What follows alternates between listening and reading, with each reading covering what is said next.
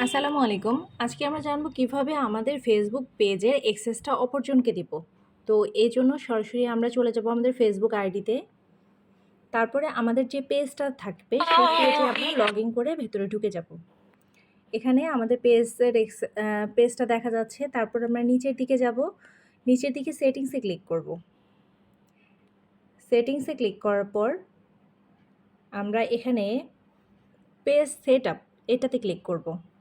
Click করার পর এখানে দেখেন পেজ অ্যাক্সেস লেখা আছে। আমরা এটাতে ক্লিক করব। করার পর অ্যাড নিউ এ ক্লিক করব। করার পর নেক্সটে ক্লিক করব। করার পর আপনি যাকে আপনার পেজের অ্যাক্সেসটা দিতে চাচ্ছেন তার নামটা এখানে লিখে দিতে হবে। আমি নামটা দিয়ে দিলাম। দেওয়ার পর আমি এখানে গিভ অ্যাক্সেস এ ক্লিক করলে তার কাছে অ্যাক্সেসটা চলে যাবে। আচ্ছা, আর যদি আপনি মনে করেন যে আপনার যে পেজের ফুল অ্যাক্সেসটা কাউকে দিতে চান, সেক্ষেত্রে এখান থেকে এই বাটনটা অন করে দিবেন। আর যদি মনে করেন না আমি ফুল অ্যাক্সেস দিতে চাচ্ছি না, সেক্ষেত্রে জাস্ট এটা এইরকম রেখে আপনি গিভ অ্যাক্সেসে ক্লিক করে দিবেন। আজ এ পর্যন্তই। সবাই ভালো থাকবেন।